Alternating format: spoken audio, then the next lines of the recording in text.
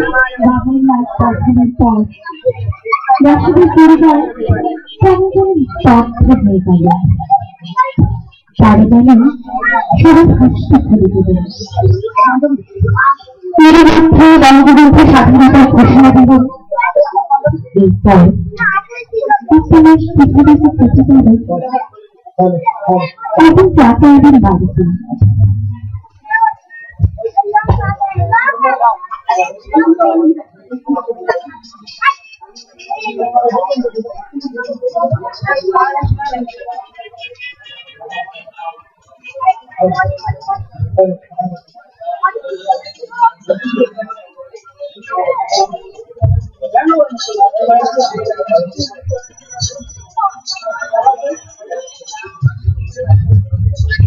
ভাবি ভাবি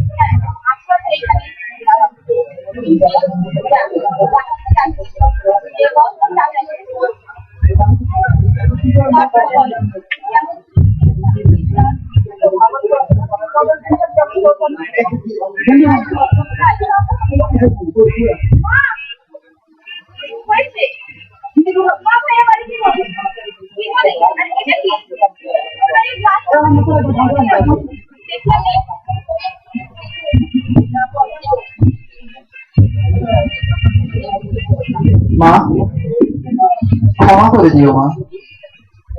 তোমাকে কাঁদানোর জন্য নয় মা, তোমার মতো হাজারো মায়ের কান্না থামাতে আমি ধরতে যাচ্ছি না। প্রিয় নেতা শেখ মুজিবের ডাকে সাড়া না দিয়ে পারলাম না মা। খুশিকে কাটতে মানা করো মা।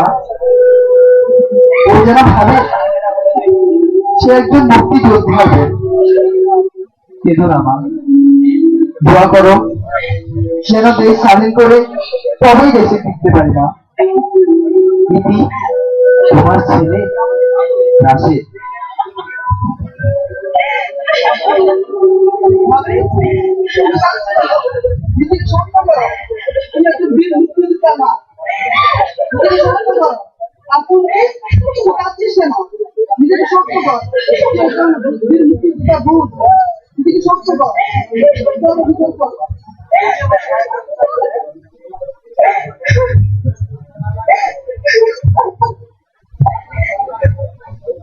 রাশিদ চিঠি দেওয়ার পর চারিদিকে প্রতিনিয়ত প্রচন্ড যুদ্ধ চলতে লাগলো।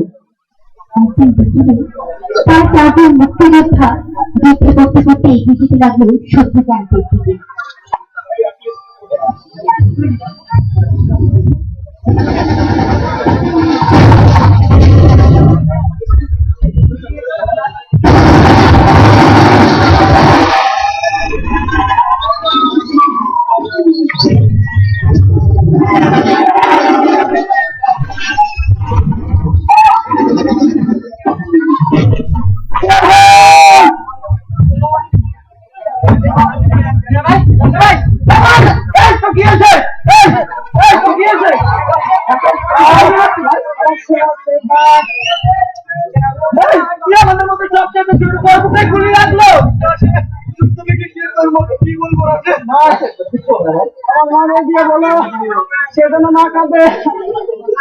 আমি তার মুখে হাসি দেখার জন্য জীবন দিয়েছি।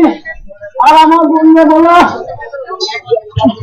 সে যেন শহীদের মঙ্গলে কিচ্ছু হবে না। রাশেদ রাশেদ রাশেদ আমরা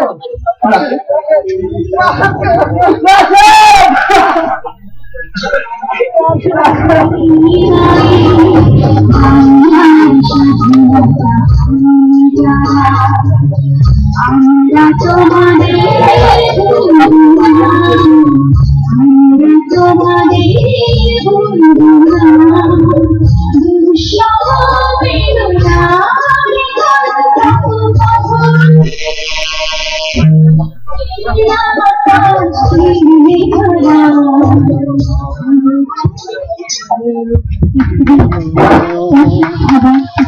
চলে যাবেন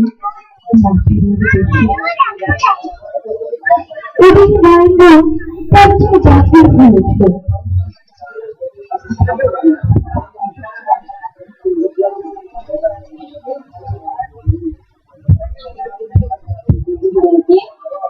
আমার এমন কেন লাগছে রে?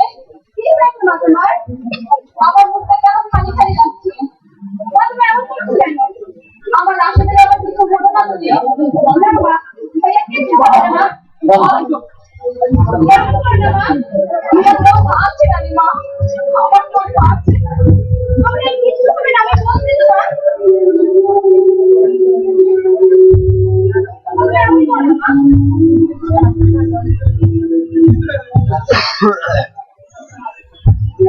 এই তোমরা কারা?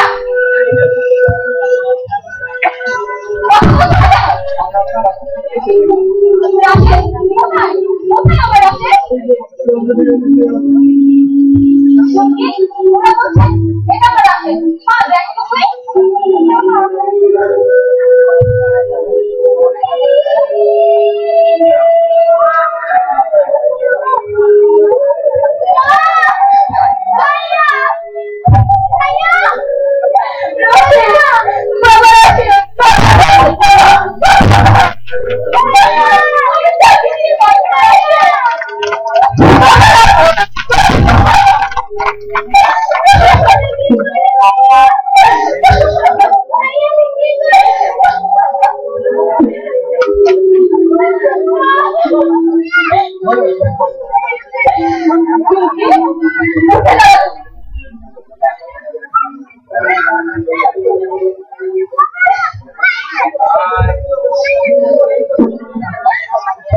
না, আমি আর কাঁদবো না, আমি কাঁদতে চাই না। আমার ছেলে হাজারো মায়ের কান্না লুকতে জীবন দিয়েছে, আমার ছেলে হাজারো মনের কান্না সমাজে জীবন দিয়েছে। ধন্য ধন্য আমি। যাও যাও তোমরা দেশ স্বাধীন করে তবে ঘরে ফিরবে। মা দোয়া করবেন আমাকে, আমরা ওই ঘরে ফিরতে পারি ইনশাআল্লাহ। চলো তার আগে আমরা ওর দাফনের ব্যবস্থা করি। তুই কেন যাচ্ছিস?